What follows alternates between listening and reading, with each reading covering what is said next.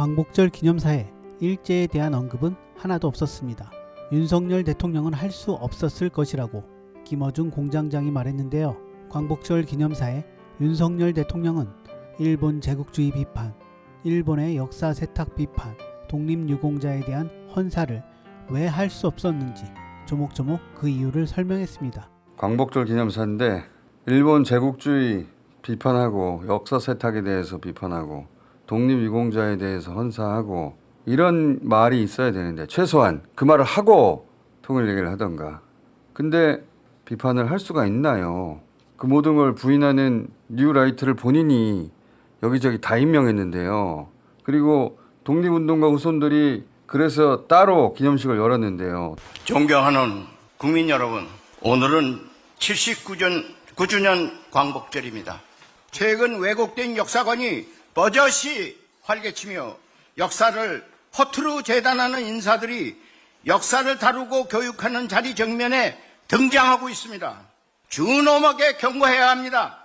피로 쓰인 역사를, 혀로 논하는 역사를 덮을 수는 없습니다.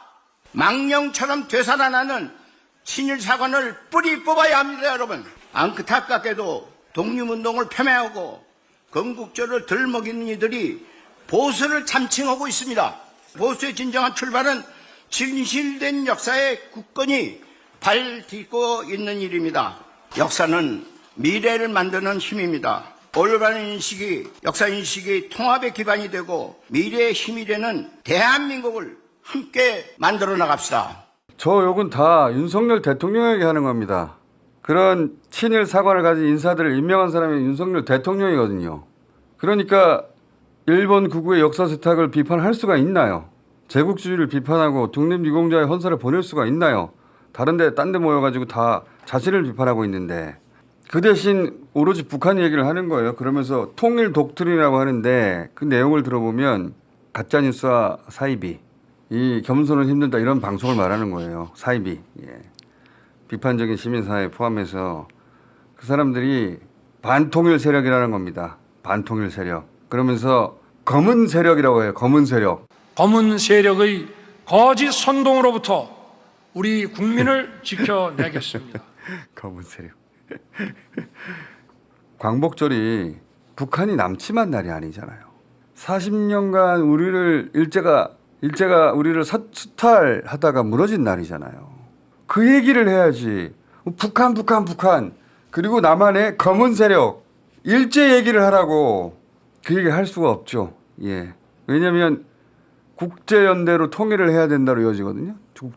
국제연대의 대상이 여기서 누구예요? 미국과는 이미 수십 년째 우린 동맹인데 일본 아닙니까? 그 말하고 싶은 거 아니에요? 일본 제국주의로부터 수탈당했던, 강제징용 당했던, 위안부로 끌려갔던 역사를 모조리 지우고 있는 일본 극우와 손을 맞잡고 있는 뉴라이트를 본인이 지금 역사기관에 임명해놓고 그걸 비판하는 야당과 시민사회는 때려잡고 일본과 동맹을 맺어서 오히려 북한과 싸우겠다 이거 아니에요. 북한과 싸우겠다. 이게 대한민국 대통령이 광복절날 할 수 있는 이야기입니까? 6.25 때 북한 하면 또 모르겠어요. 그 기념식에서. 일본 극우가 일본 방위를 위해서 대한민국 군대를 자신의 앞잡이로 쓰겠다는 게 일본 국의 구상이고 그 관점 하에서 동맹을 맺는 거예요. 동맹을 맺는다면 그러면서 남한과 북한을 영원한 대립의 분열의 구도로 밀어 넣고 싶어 하는 건데 일본 극우가 그 길을 그냥 가는 겁니다. 일본 극우가 원하는 영원히 일본 관리하에 들어가는 이걸 어떻게 받아들입니까?